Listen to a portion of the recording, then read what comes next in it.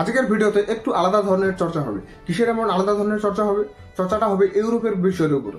কারণ বিগত কয়েক মাস ধরে ইউরোপ খুব চিন্তায় আছে, বিশেষ করে নাটো গ্রুপের সদস্যরা যেই আমেরিকার কথা উঠা বসা করতো, আমেরিকার সুরক্ষা দেওয়ার নাম করে সে নিজের সুরক্ষার পিছনে খুব একটা ধ্যান দেয়। সেই আমেরিকা যদি ইউরোপের সাথে নাটো সংগঠন ছেড়ে যাওয়ার ধমকি দেয়, তাহলে কেমন লাগবে? খুব খারাপ লাগবে না? ঠিক এরকমই অবস্থা হচ্ছে ইউরোপের দেশ আর ইউরোপের মধ্যে থাকা নাটোর সদস্যের অন্য বাকি দেশগুলোর।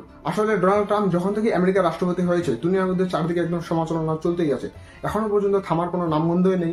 এর মাঝখানে ডোনাল্ড ট্রাম্প এত সবকিছু আলোচনার পর আচমকায় মনে পড়ে যায় যে আমেরিকার যেই নাটো গ্রুপের সদস্য সুরক্ষার নাম করে এতদিন সাথে ছিল, এতে কি আমেরিকার আদতেও কোনোদিনও উপকার হয়েছে? আর শুধুমাত্র ফালতু কারণে আমেরিকা নাটোর পিছনে এত পয়সা খরচ করছে। এর সবকিছু হিসাব আলোচনা করার পর ডোনাল্ড ট্রাম্প তো এটা বুঝেই ফেলেছে যে নাটোর সদস্য হয়ে ইউএসএ তেমন কোনো উপকার হচ্ছে না, বরং দ্বিগুণ বেশি পয়সা খরচ হচ্ছে।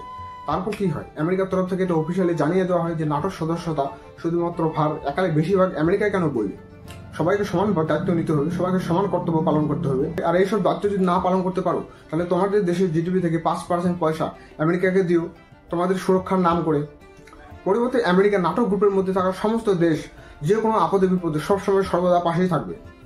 আর যদি সেই টাকা না দিতে পারো, তাহলে আমেরিকা এই নাটো গ্রুপের সদস্যতা থেকে বেরিয়ে আসবে। তার মানে ধরে নাও যে আগামী দিনে আমেরিকা তোমাদের কোনো রকম সাহায্য দিতে পারবে না।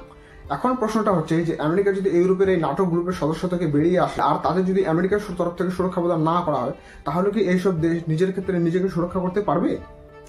এর উত্তর হিসাবে এক যুক্তিতে এক বাক্যে আন্তর্জাতিক বিষয়ে কোনো রকম বক্তব্য দেওয়া সম্ভব না। তবে নিউজ মিডিয়ায় কিছু হেডলাইন আসছে, এখন তোমরা ছবির মাধ্যমে দেখতে পাচ্ছ, যেখানে বলা হচ্ছে যে আমেরিকা ছাড়াও নাটো গ্রুপের বাকি সদস্য দেশগুলো আলাদাভাবে একটা জোট করে ডিফেন্সের সাথে জড়িত সমস্ত রকম সরঞ্জাম ব্যবস্থা করতে চলছে।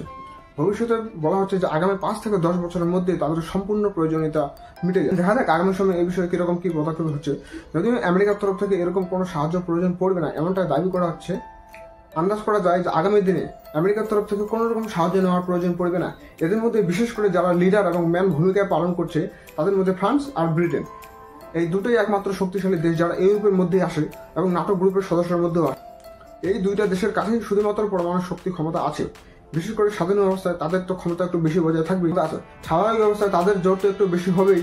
তাই আগামী দিনে হয়তো এই দুইটা দেশের ভরসায় বাকি ইউরোপের দেশ কিছুটা হলেও সাহস ফিরে পাবে। তবে দেখা যাক ভবিষ্যতে আমেরিকার সঙ্গে ইউরোপের কিরকম সম্পর্ক বজায় রাখে।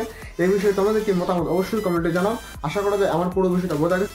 তো জয় হিন্দ, আমি রাকেশ, আপনারা দেখছেন অল মিডিয়া অ্যানালাইসিস। দেখা হতে পরে অন্য কোনো ভিডিওতে, ততক্ষণে